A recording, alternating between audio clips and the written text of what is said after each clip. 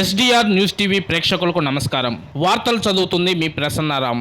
దొనకొండ మండలం అలవలపాడులో తిరునాళ్ల సందర్భంగా వైఎస్ఆర్ కాంగ్రెస్ పార్టీ నాయకులు ఏర్పాటు చేసిన విద్యుత్ పై ప్రజలను ఉద్దేశించి మాట్లాడుతున్న ప్రకాశం జిల్లా వైఎస్ఆర్ కాంగ్రెస్ పార్టీ అధ్యక్షులు దర్శి ఎమ్మెల్యే డాక్టర్ బుచ్చెపల్లి శివప్రసాద్ రెడ్డి. ఈ కార్యక్రమంలో వారితో పాటు జిల్లా జడ్పీ చైర్పర్సన్ శ్రీమతి బుచ్చెపల్లి వెంకయ్యమ్మ, పలువురు వైఎస్ఆర్ కాంగ్రెస్ పార్టీ నాయకులు, కార్యకర్తలు, అభిమానులు అధిక సంఖ్యలో ఈ కార్యక్రమంలో పాల్గొన్నారు.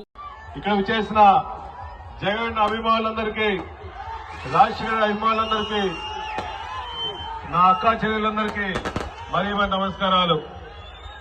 ఈరోజు ఇక్కడ ఊపు చూస్తుంటే మనం ప్రతిపక్షంలో ఉన్నామని ఎప్పుడు అనిపించట్లా, మనం గవర్నమెంట్ లో ఉన్నామని అనిపిస్తుంది.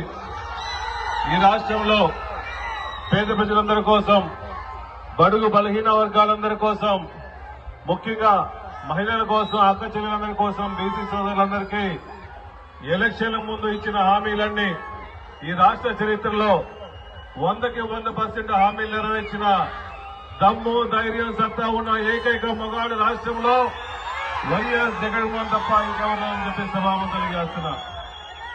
ఈ రాష్ట్రంలో మొన్న జరిగిన ఎలక్షన్ లో చంద్రబాబు నాయుడు గారు సూపర్ 6 ఇస్తామని చెప్పాడు.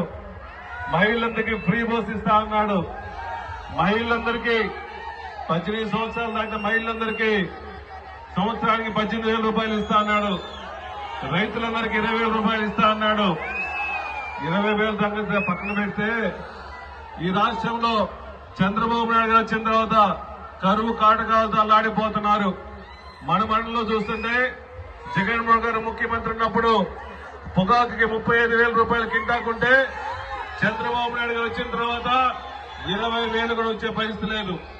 మిర్చి మన ప్రభుత్వంలో 30 కూడా 2029లో మీ అందరి సపోర్ట్ తో జగన్మోహన్ గారిని ముఖ్యమంత్రి చేసుకోవడం కోసం వైఎస్ఆర్సీపీ కార్యకర్తలను నడుం కట్టి మన మీద ఎన్ని కేసులు పెట్టినా, ఎన్ని ఇబ్బందులు పెట్టినా మేము వైఎస్ఆర్సీపీ జెండాను వదలమని చెప్పేసి ప్రతి ఒక్క కార్యకర్త కూడా, జగన్మోహన్ గారి కోసం అండగా ఉన్న ప్రతి ఒక్క కార్యకర్త కూడా మరీ నమస్కారాలు. 2029లో జగన్మోహన్ గారు ముఖ్యమంత్రి అవడం తథ్యం. కార్యకర్తలందరికీ జగన్మోహన్ గారు చెప్పాడు, ఈసారి ఎలక్షన్ లో జగన్మోహన్ గారు 2.0 చూస్తారు.